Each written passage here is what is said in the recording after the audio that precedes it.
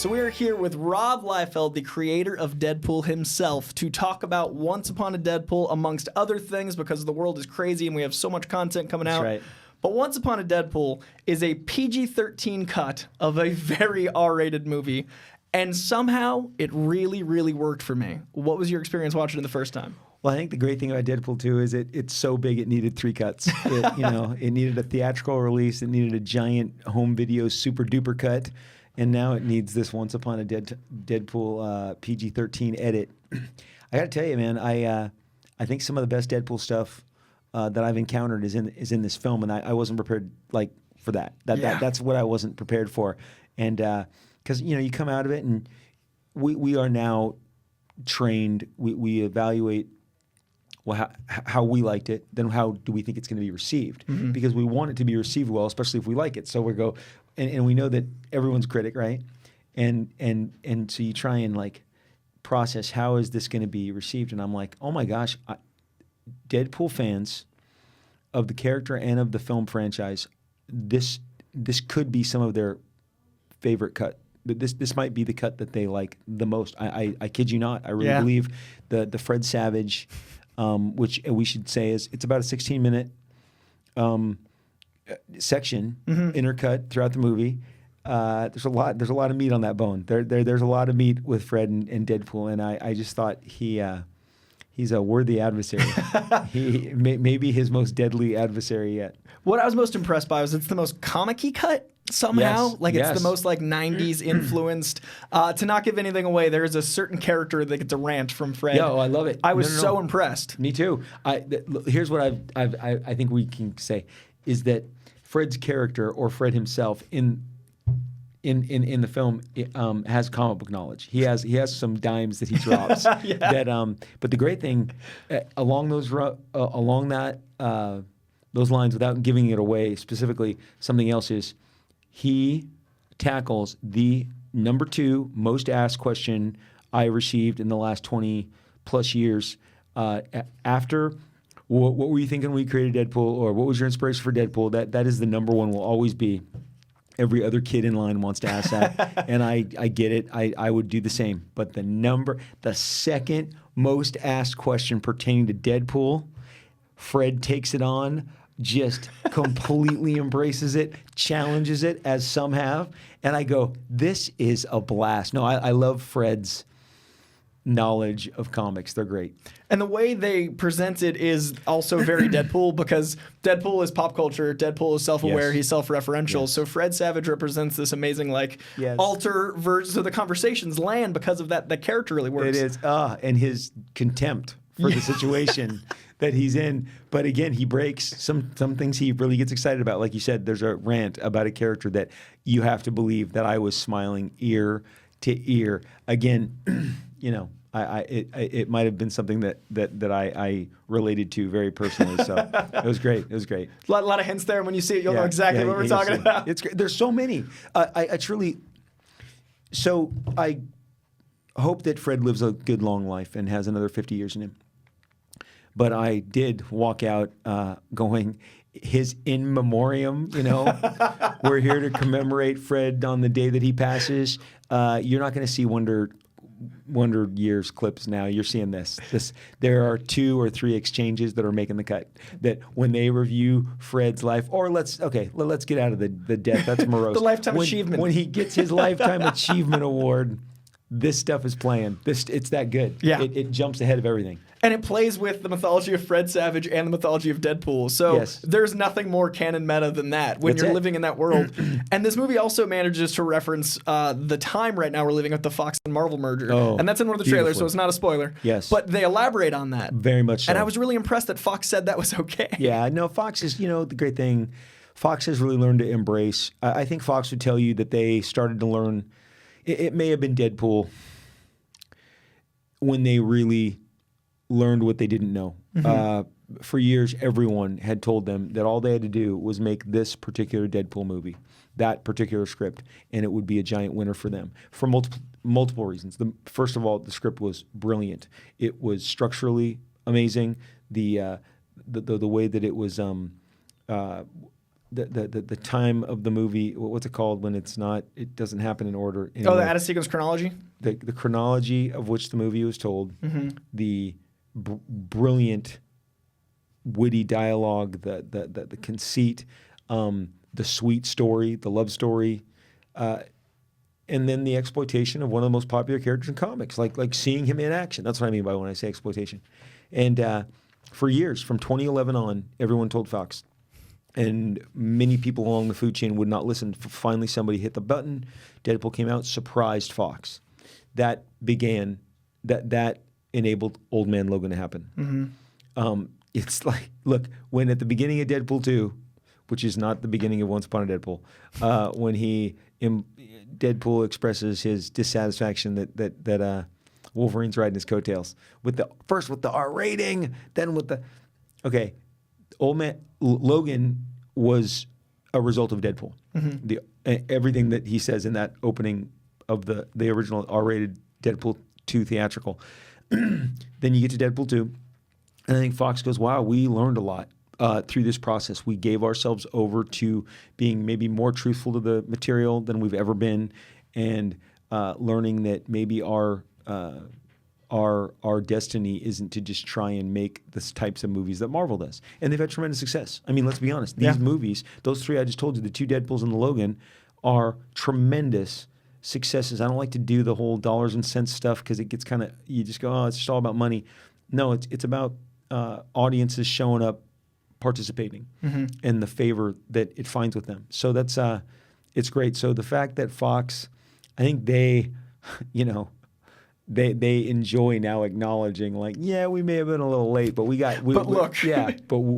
hit some huge home runs, especially in the latter part of their experience. And I think the only regret that Fox would have is that they didn't get to do more prior to being bought by Disney, because they I think they get it now more than they've ever gotten it. I mean, look, again, I can say with great, you gotta understand, I benefit when Deadpool is done well, not just by anything Deadpool.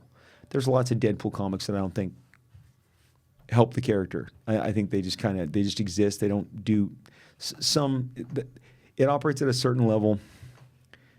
I do best when Deadpool does best.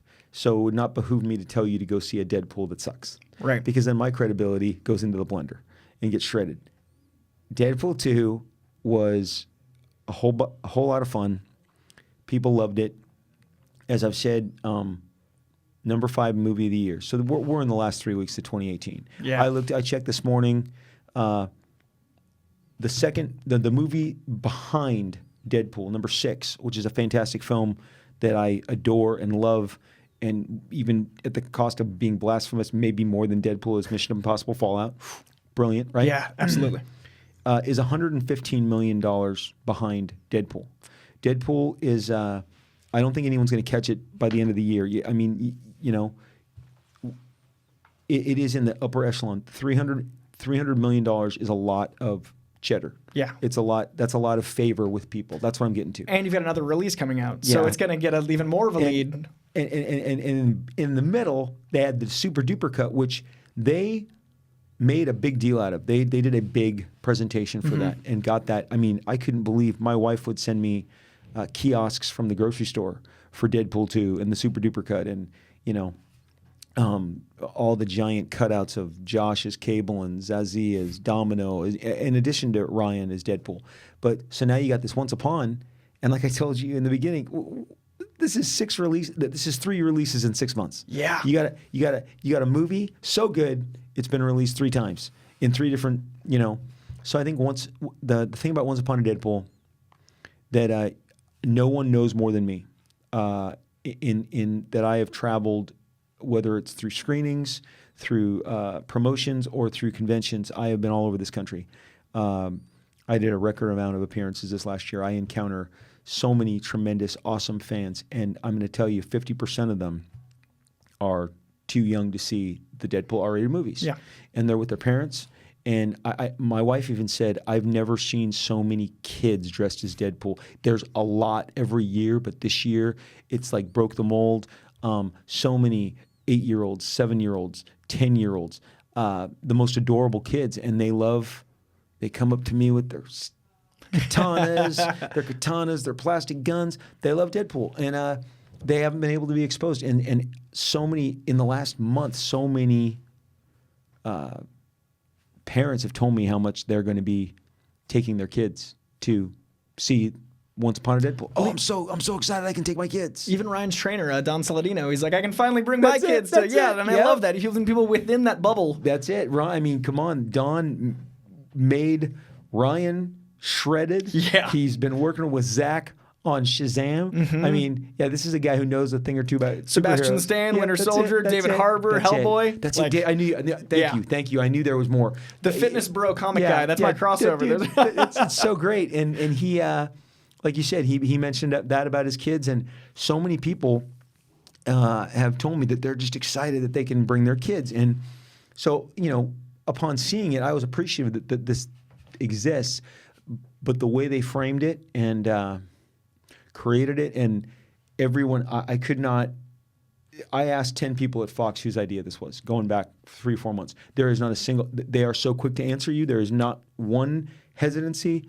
This was Ryan's baby. This is Ryan's baby. This is Ryan's baby. This is Ryan's dream. This was Ryan's conceit. This is Ryan's, So, and I informed Mr. Reynolds how much I thoroughly enjoyed this version and was a little shocked. And he just said, Rob, I had such a great time writing all of that for Fred and I. And so, he's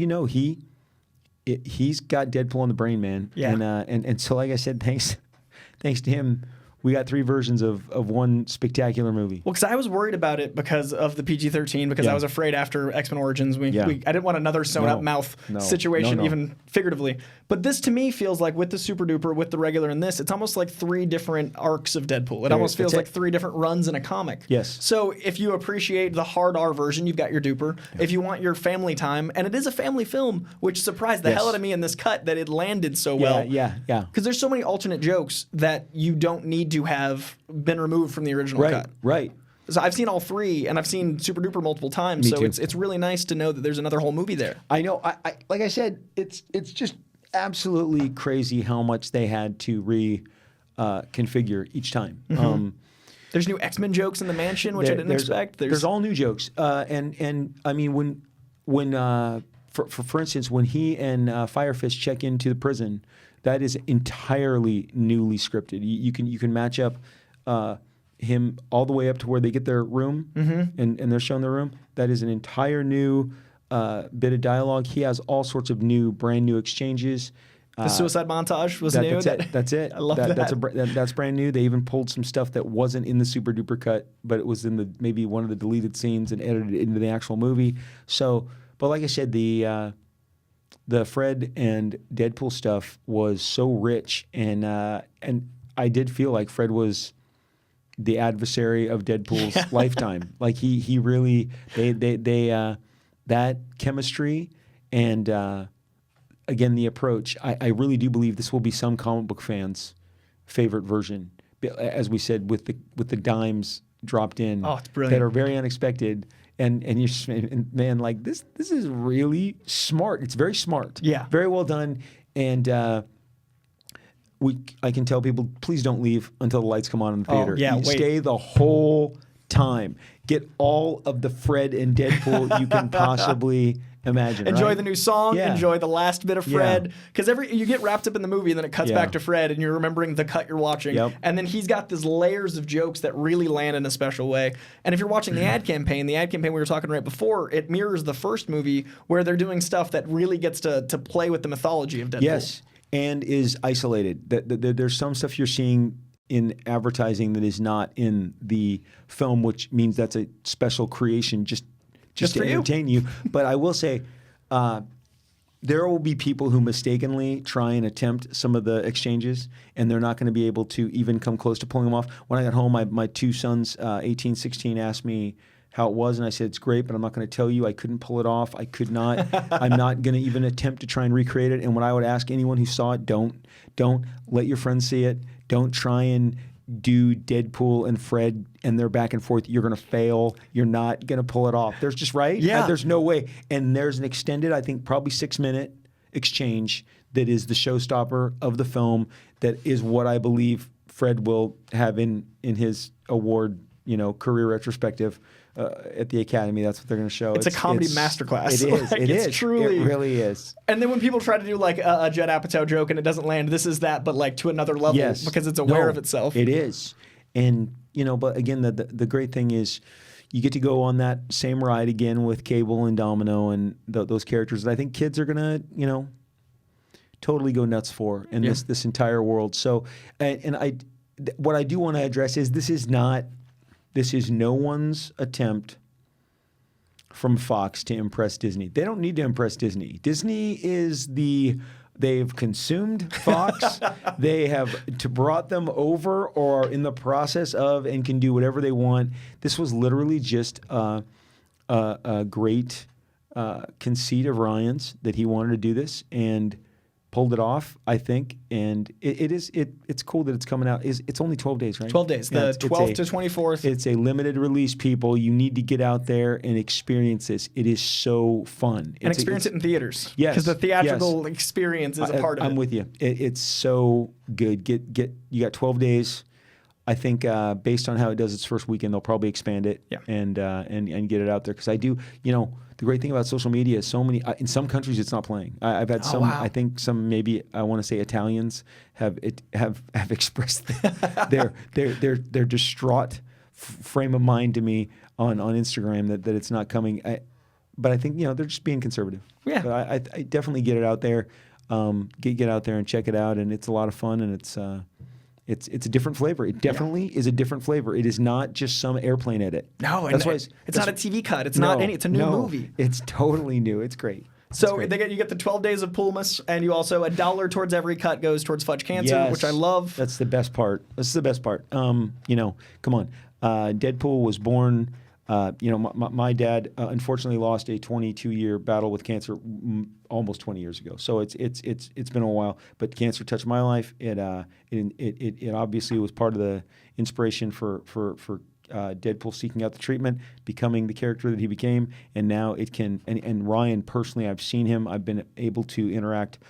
He has some of the greatest kids to set. I was on set for the last visit of Deadpool 2 and got to meet just wonderful families, and they are just treated to the best time by Ryan and the entire crew. And so the fact that now $1 of every ticket is going is so great. It's doing some good stuff. So that's in the world of this Once Upon a Deadpool. I'm curious about going forward because we had, even just in the fun world, 5 years before the official announcement of Ryan Reynolds as Deadpool, there was a comic joke of the Ryan Reynolds and Sharpay. Yep. Then we had the Celine Dion joke 8 years before Celine Dion got a song in Deadpool 2. Right. In my reread, I realized there's literally a Celine Dion reference. And I'm wondering if in Deadpool 3 we can get Tom Cruise to be Ryan Reynolds for a bit. Because I love the Tom Cruise joke in that run way early on. I'm telling you that there are so many possibilities in regards to, and look here. So the really crazy thing about Deadpool 2 as opposed to Deadpool 1, I'm going to take you back to Deadpool 1, a movie nobody believed in, a movie that they were hesitant to give a $55 million budget. Ryan assembling some great actors to come on board and pull it off, but within the budgets of what the studio was able to go. Again, it was very tightly managed. That accountant had those last nickels, on the ledger, and so Deadpool comes out, exceeds everybody's expectation, and again, Deadpool 1 is where Ryan Reynolds found his social media voice too, and said, "Oh, I can absolutely dominate this platform because I'm smarter than all of you," and goes out, dominates, becomes the most important pitchman, ends up winning Clio's for that campaign as well as the sequel. But so then the sequel comes up. Deadpool 1 is this ginormous, just under $800 million worldwide blockbuster. And so in the second one, and you got to be hiding under a rock if you don't, you know that Matt Damon's in it. Yeah. You know that Brad Pitt's in it. You know that we got Josh Brolin. Yeah.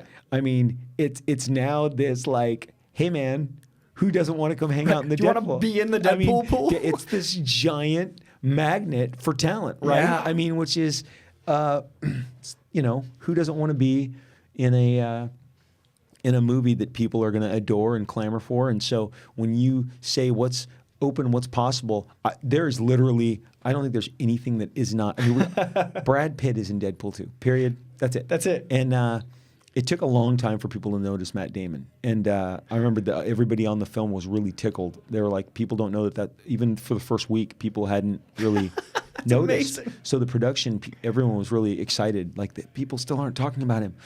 But I mean, I wouldn't be surprised. There's nothing, I think nothing's off the table. I know Ryan has definite, very specific ideas of how he wants to approach a third one, and I think we all agree he's earned it, right? Yeah. And people will show up for it, period. And then there's that, you know, expansion of the universe with the X-Force characters, because you don't hire Josh Brolin to put him under a rock. It's not a one-off. That's not going to be. No. It's fine, Cable. Yeah. Thanks for showing up, Josh. Thanks, Josh. No, he's. I think, you know, and Zazie was so enormously well received, and so building out X-Force, I think, is something we're going to definitely experience. Timetables on all this stuff is really fuzzy, but man, aren't you like the same in that you like read now? You go, 2021, and you go, that seems like a long ways away, but it'll be here tomorrow. And then you sneeze, and it's 2021, and the movies are out. I mean, so what do we get this year? We got Black Panther kicked off the year, then Infinity War, then Deadpool, then Ant-Man. Okay, and then we're close, and then Venom. Aquaman closes. Venom. Then Aquaman, Spider-Verse, and Once Upon. So if Once Upon is kind of a technicality. 7 comic book films, 6 of which are Marvel. 1 DC, right? Oh, we got a Teen Titans cartoon too. We got it technically counts an animated release on the Teen Titans cartoon. So I mean, 8 movies, 2 major studios. That's huge, and that's not counting all the TV and all the Netflix and the DC universe. And it's like I made a statement on Friday or in the last week that I really, you gotta understand, man. I'm 51. I bought comics when they were 20 cents. I mowed lawns. And that $3 to $4 that I mowed multiple lawns to get would buy me 6 to 8 comics at the spinner rack at the 7-Eleven or whatever. And to see that, you know, those, and eventually the market stopped carrying comics because there was no, they were too cheap. The markup wasn't there. They gave that space to something else, and so the comics that I collected became harder to find. Eventually, I'd get them from specialty stores. But now to see how comic books and comic book entertainment are just mainline, mainstream media, and then you sit and you look at Marvel as a brand name is, I believe, the most powerful brand in the culture. They just have, whether the other night I went to Target and I just kept taking pictures of anytime I saw Marvel stuff, kids section of clothes, huge dedicated Marvel.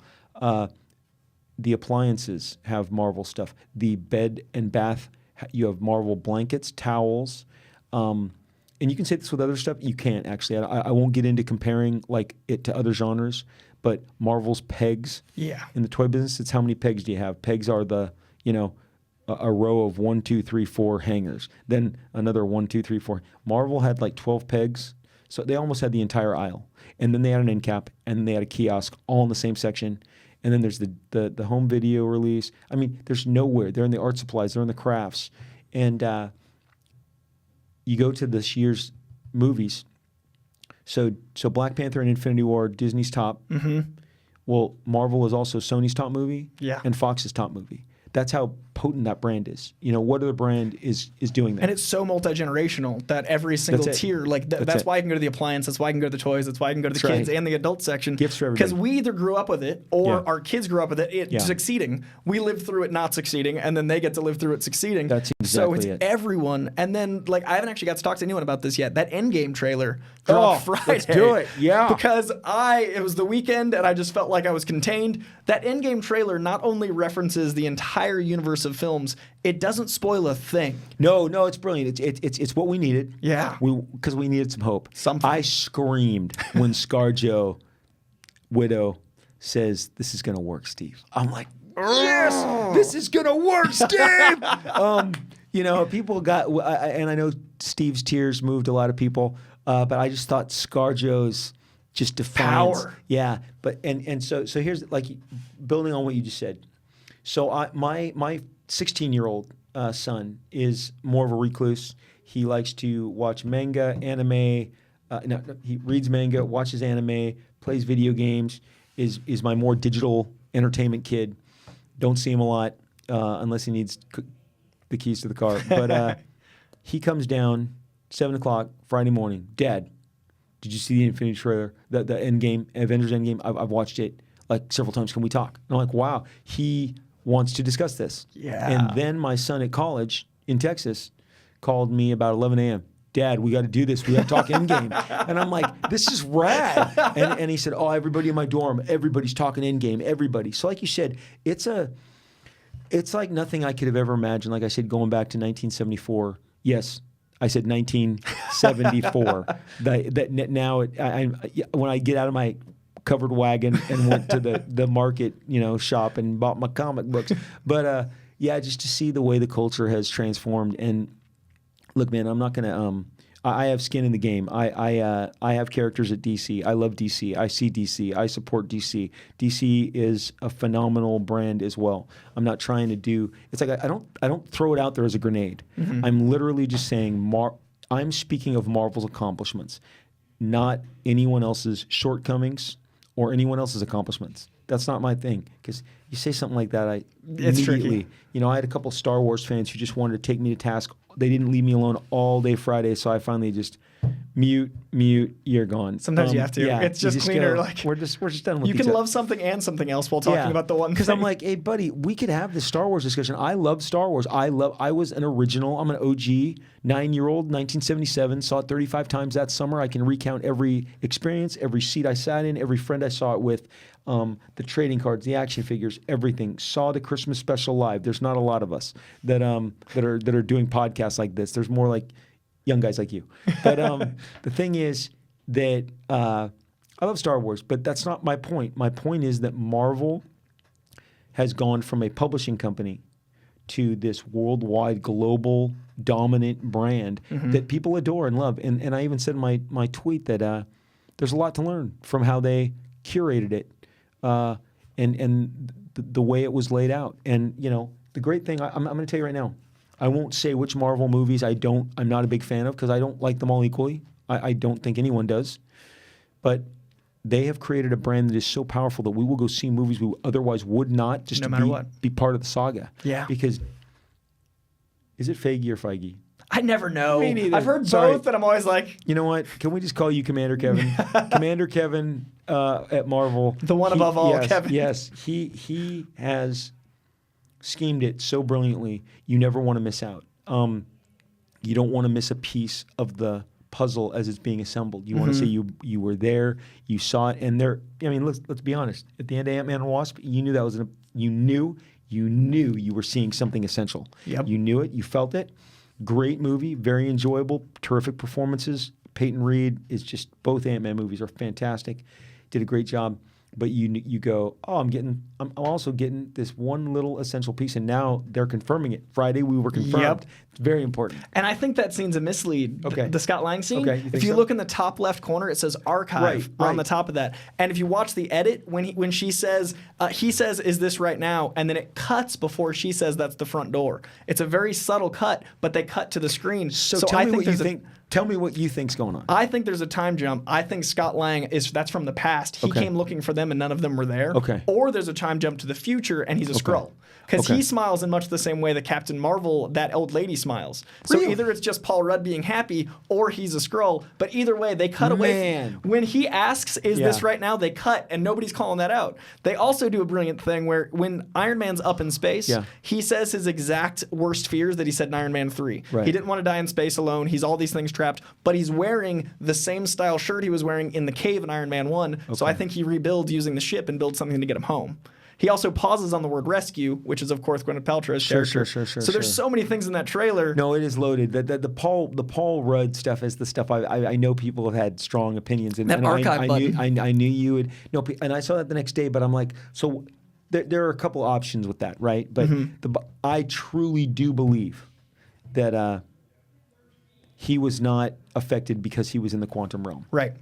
And I believe the quantum realm is the way to sneak up on Thanos. So that's my and I do believe that will be exploited. If I'm wrong, I'll come back. I'll eat my shoe. I'll eat my shoe. Werner Herzog style. I also think that the quantum realm is maybe how they get to another dimension, and that everyone actually died. What if our Peter Parker and T'Challa both died, and we go to a new dimension, a la Ultimates, and then those are the new characters who live in Far From Home? See, don't you think? Okay, I'm going to go on record. I think they're going to go. They're going to reset it all. I don't think they're going to get alternate.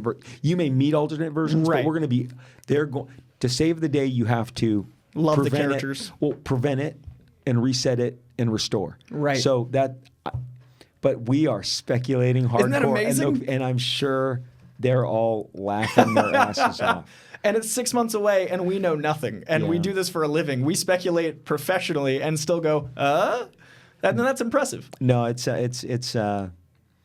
so great. I'm so glad it's in April. Even by 1 week, you're like, something closer. That's like 7 days closer. Just give me more. And for those of us who are going to be fortunate enough to maybe see it earlier, maybe a month closer. Like, because Marvel loves to premiere those movies like 3 weeks in advance. Prevent the spoilers for the people that are in it. Like, you and I first interviewed at the first Infinity War trailer, the first red carpet. So good. And we were both not knowing what was going to happen, and it was happening that day. Yeah. I mean, they have just made these, it's just, again, and, some of the Star Wars people are just mad that Infinity War did better than some of the recent Star Wars. And you go, that shouldn't be the barometer. We can all, just enjoy this amazing experience you're getting. And with all this stuff, I mean, I have not seen Aquaman. I'm sure you have.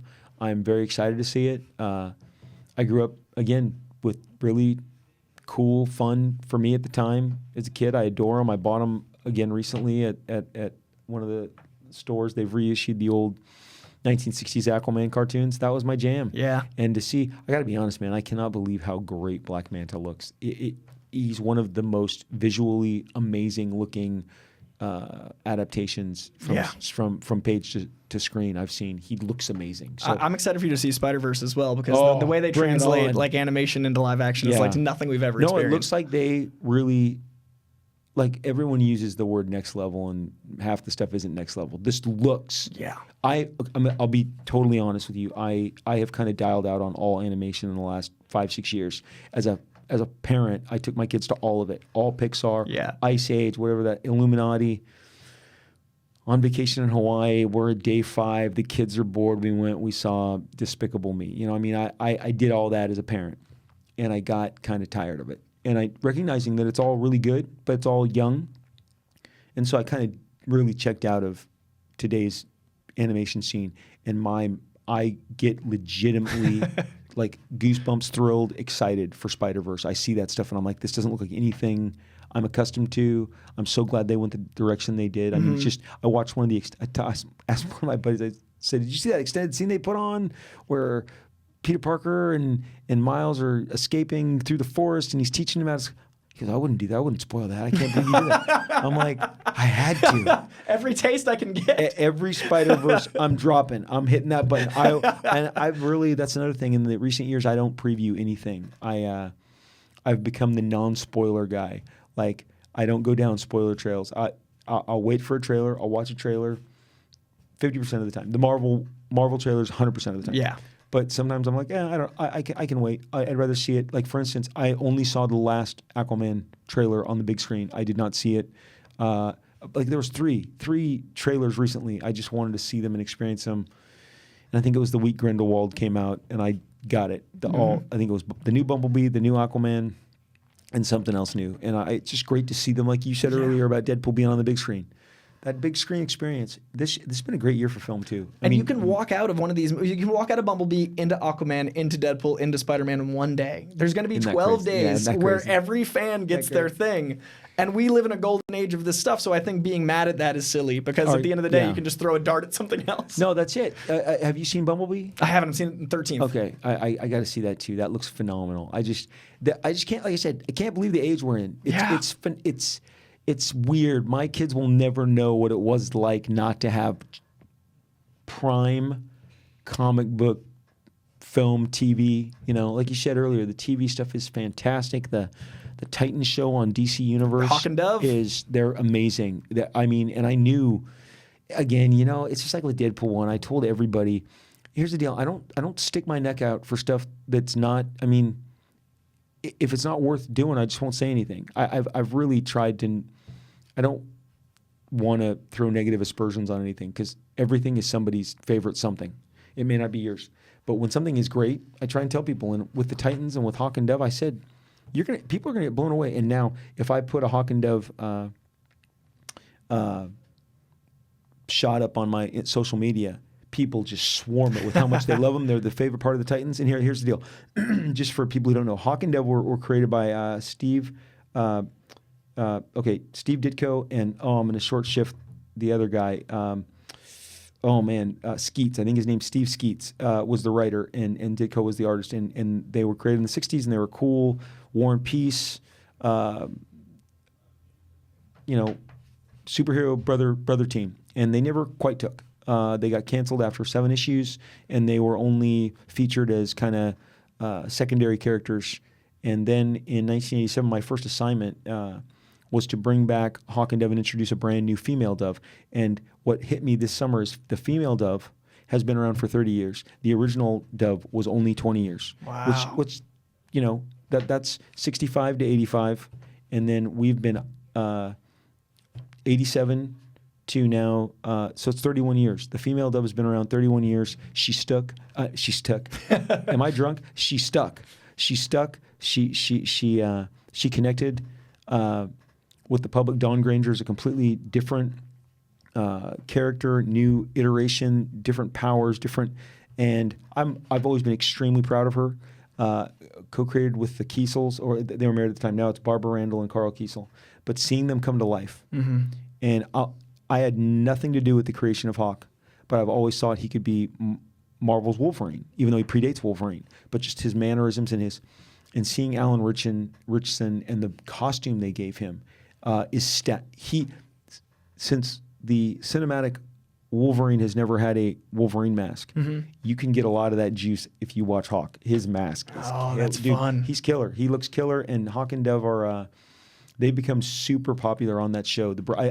I think it's fair to say, and I think DC would tell you they're the breakouts. And the people I've talked to over at DC are like, no, we have to do more with them. They've really connected. And Minka Kelly is just brilliant as Dawn Granger Dove, and Alan is, oh my gosh, he's fantastic. And if you see him and meet him in real life, he's enormous. He's a giant man, a giant manly man who could toss everybody around. He's incredibly physical. Great. So I interviewed Fred Savage for Once Upon a Deadpool, and he played the other Hawk in the Justice League animated. Oh, no way. So he was That's the voice so of great. Hawk. So that was my introduction. He's been 2 Rob Liefeld creations. That's so great. That is so great. So the Venn diagram of Fred Savage, you got 2 of them. Dude, Fred is the man. We're swimming in those same oceans. I still love that line. I loved her like a water loves ocean, and Weasel goes, an ocean is water. That stuff is great. It still plays great. Once Upon a Deadpool is, I think, a great opportunity for, if you've loved the R-rated versions, you're not going to not like this. So I'm going to get in trouble. I did walk out of Once Upon a Deadpool wondering how it got a PG-13. I thought it rode the line. The chainsaw scene? So tight. Yep. I thought this is so close to, like, it's edgy. It's an edgy PG-13. But I went home and I looked up some PG-13. I go, okay, I guess there's this amount of language and innuendo in these PG-13 movies that who knows how these people hand out these ratings anymore. Right. I walked out the same. I walked out going like, the opening scene is R-rated. Like, how did they get away? The montage is much the same than you remember. Yeah. And then the movie just evolves from there. And what I liked the most was that not only do the new scenes add to the Fred Savage bit, but there's actually more story. There's new story. I think so it's too. like a choose your own Goosebumps. Yes. You can kind of play with the version of movie you like most. Yes. No, you're right. And again, they've said it from day one. And they will tell you that the first movie was about Deadpool and his girl. And the second one is Deadpool finding a family. The funny thing is, I saw Deadpool Once Upon a Deadpool. I saw on a Thursday, and on a Saturday, so within the same, 2 days, I was back on the Fox lot for an Academy screening of Deadpool for the Oscar contention, and Ryan said, "Look, this." Movie was about Deadpool finding a family, and he found it in the dysfunctional characters of X-Force. And so it's great now that it's a little streamlined and broadened for more of the young fans. Because again, as I've said, you cannot deny that Marvel, who owns Deadpool outright, has marketed him so young over the years, so young, and he has such a strong, and so it kind of confuses the kids, and they're like, wait, why can't we? And again, I'm going to tell you, and this is going to be a little bit of a shocker, but look. If you whip out Spider-Man Homecoming, the grosses, the numbers, and use that, it's really the only head-to-head that Deadpool has right now. PG-13 brought Downey Jr. in. Marvel produced it. Part of the saga, what we talk about, the can't miss. Spider-Man Homecoming did not, released in summer 2016, did not achieve the same box office in the United States as Deadpool did. Wow. And so you can argue there are statistical that Deadpool is as popular, if not more so, than Spider-Man in this current generation. And I think Deadpool is this generation's kind of Spider-Man to these kids. They love him, and they operate. Look, Spider-Man was a huge influence on Deadpool. I've always said the way that Spider-Man was funny and a smartass when I was a kid, and by the time I created Deadpool, Spider-Man was on his Dark Knight path to being down and out middle-aged guy who couldn't bring home a buck, and his wife was out dancing. Todd McFarlane loved to draw Mary Jane in little miniskirts and high heels so and the stockings. story followed suit. So she's like, "See ya, Pete. I'm out dancing tonight, baby." And then it's him in the darkness reading the note, going, "Does MJ even love me?" So the Spider-Man, when I got into the business, was having all sorts of problems. It was beyond financial. It was relational. And MJ, were they going to be together? And then all the villains had turned super dark. And it was because Frank Miller had darkened everything, but not intentionally. His just Dark Knight becoming as ridiculously successful as it did. Everyone wanted to do their dark version of everything. And in the meantime, we were doing pop candy over at X-Force and New Mutants, and finding that we had our own flavor and big giant vacuum cleaner guns and robot arms and fanny packs and everything they make fun of in Deadpool 2. Because I did this. I watched this Academy screening, and I don't know why. It's like my filter was taken off, and I'm like, so these guys are making fun of pouches, luck powers, fanny packs, small feet, robot arms, yep. and time travel. And I'm like, so all of the Liefeld tropes in one film got taken to the woodshed? You guys, I'm right here. Including myself. Yeah? No, it was fun. It's fun. And so you lived through the darkness of Spider-Man, and now he's come back as the lightest Spider-Man ever. We have Tom Holland, who I think is perfect. Yes. So the dichotomy of Deadpool being so successful with a young Spider-Man being so successful, I think this is the most those characters have been able to simultaneously exist. I agree, and I think on the publishing level, Marvel's recognized that too. And the Spider-Man Deadpool comic is brilliant. Is really a great. It's my favorite of the Deadpool books. It's mine too. It's great because he and Spider-Man they do interact so well together, and the fans love it. And so let's cross our fingers, my brother, and hope that Tom and Ryan can contractually match up sometime. But that's going to be some bridging of worlds, because that now brings Sony into the Marvel, picture. Fox. Yeah, but you know what I said? Like let's be honest. So I was over at another production company. I think it was my buddies at Blumhouse. I was over there last week, and he said it so brilliantly. Like, we are living in a time that the fans dictate everything, and they have a lot of power. Yeah. And what fan doesn't want Spider-Man and Deadpool, right? So now we have the desire, and we know that it would have a desired effect. So there's plenty on the table to negotiate with. So let's get at it. Let's everybody throw in everything they got and divvy it up. There'll be plenty for everybody in the end. Just give the fans what they want. That's what they want, right? Yeah. I mean, can you even imagine? I can't. Can you imagine the trailer? I think people would flip out. They would flip out. I think Deadpool interacting with anybody in the Marvel Cinematic U will flip out. Even Hawkeye, who he's taken lots of shots at. Yeah, that new scene is also like a brilliant writing. Even in the R-rated one, I went back because, like I said, I saw it when he's like, I have no powers now. Just give me a bow and I'll be Hawkeye. I'll just be Hawkeye. And you're like, so even if it was Renner and Reynolds, all about Reynolds, Renner. I can see them arguing over billing. Anyone he interacts with they're gonna blow the socks off. And that Ronin moment in Infinity War. In Endgame. Ronin, when he turned around and I call it Infinity War all the time. I stood up and just went, I couldn't hang. It's a great shot. It's beautiful. It's so brilliant. I love that ScarJo she seems, because she looks like she's in that scene. She's in a hood. Walking up behind. It feels like she's the one that's going to put it all together. Like she's the strength while Downey Jr. is gone. But and it looks like Ronin just crossed a line that he didn't want to cross, and now he's Ronin. And I didn't think that costume would translate that well. I didn't know how excited I'd be for him to be back. But I think at the end of the day, Deadpool and Spider-Man is the thing that, if everything leads to that, we've accomplished the peak in comic book. Is that the singularity that we're that's what we're seeking. That's when Skynet activates. That's when the singularity. That's it, man. That's what we achieve. No, it's just amazing. I remember all the look. I've been looking at this. What is this here? It's John. It's Superman. Isn't that beautiful? This is so amazing, and this is such the classic Superman costume. And down here is Beetlejuice, and we remember these characters by the way they look. The way they look is, again, I've always maintained that as a 10-year-old watching the Star Wars Christmas special, there was one 10-minute, if it's 10 minutes, piece of brilliance, and even as a kid we recognized it, was the Boba Fett cartoon, and Boba Fett looked amazing. He looked just killer, just an immediate visual, a voice.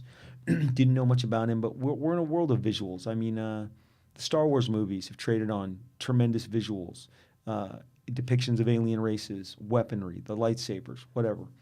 And, this villain's got a double-ended... Darth Maul is the star of the prequels, and he's not in it very much, but he's who you think of when you think of the prequels. But the thing is that, when you think of Deadpool and how great his costume came together and how great he looks and how legit he looks and the Spider-Man costume and the Iron Man armor and just the visual depictions of these characters, it's so important. And they are amazing. And to have them actually now stand together in a space that we can flip out over, because we do. It's nothing short of phenomenal how great these experiences are. They're not even films anymore. They're experiences. Right? It's like going to a theme park every time you go to the movies, and I think that's what this is going to be. And I think if you're watching this video, lobby for Spider-Man Deadpool as loud as you already have been, because I think that's our move. You know why? I'm gonna jump in here and kick Hugh Jackman a little, because Hugh's letting us down.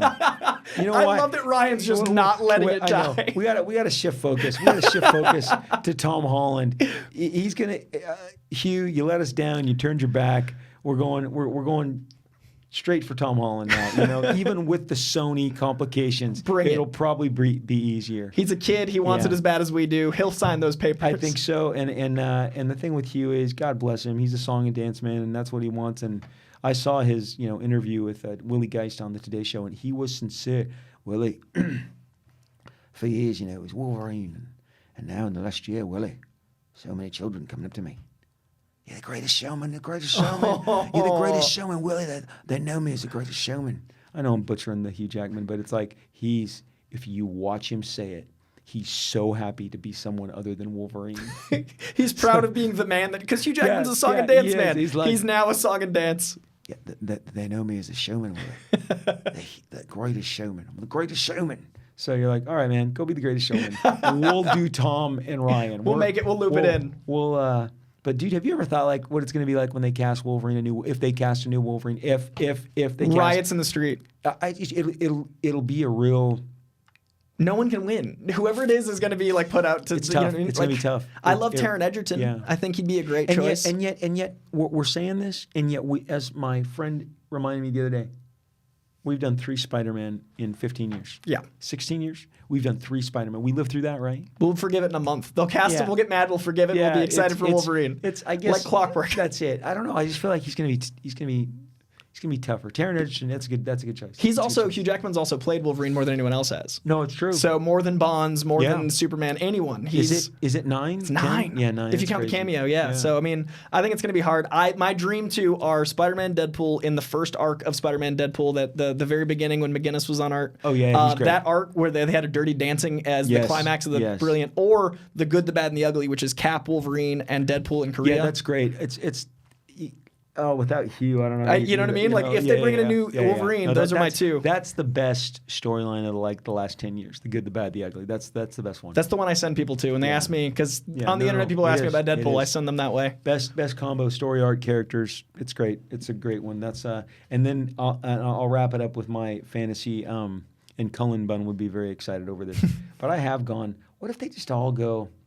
If Marvel just goes, okay, guys, we're doing this once. It's a 2-hour extravaganza. We're going to do Deadpool kills the Marvel Universe.